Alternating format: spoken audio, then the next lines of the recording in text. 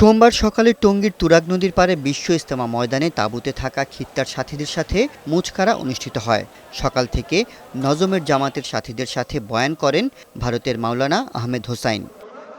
মাওলানা জুবায়েরপন্থী অনুসারীরা এই পর্বের ইজতেমায় যোগ দিয়েছেন। রোববার প্রথম পর্বের ইজতেমার আখিরি মোনাজাত শেষ করেই তাবলিগের স্বেচ্ছাসেবক কর্মীরা ময়দানের পরিচ্ছন্নতা কাজ শুরু করে। রোববার রাত থেকেই ইজতেমা ময়দান দ্বিতীয় পর্বের জন্য প্রস্তুত হয়। বিশ্ব ইজতেমার দ্বিতীয় পর্বে ২২ জেলার মুসল্লিরা ৪০টি তাঁবু বা খিত্তায় অবস্থান করে মুরব্বিদের বয়ান শুনছেন। দ্বিতীয় পর্বে ৭২টি দেশ থেকে আগত প্রায় ৩,২৫৬ জন বিদেশি মেহমান রয়েছেন। দিনের দাওয়াতে মহান আল্লাহকে খুশি এবং তার সন্তুষ্টি অর্জনই মুসল্লিদের চাওয়া। এই তাবলিগের জন্য আমরা এখানে একত্রিত হয়েছি, অর্থাৎ আল্লাহ তাআলা রাজি খুশির জন্য আমরা এই তাবলিগ করছি।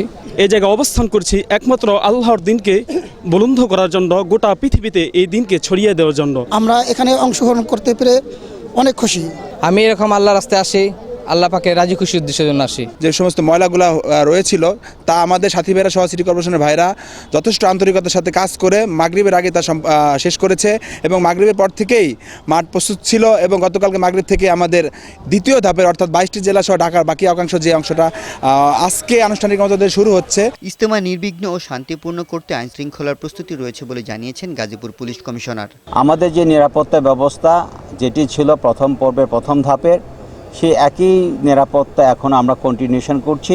একটি গণবিজ্ঞপ্তি দিয়েছি, ইজতেমা মাঠের ২ কিলোমিটারের রেডিয়াসে যদি কোনো ড্রোন ওড়ানো হয় সেটি কমিশনের অনুমতি ছাড়া হবে না।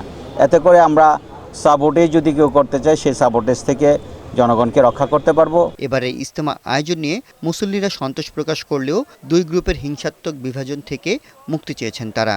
আগামী বুধবার বিশ্ব ইজতেমার দ্বিতীয় পর্বের আখেরি মোনাজাত অনুষ্ঠিত হবে। এস এম সুমন, বৈশাখী সংবাদ, ঢাকা।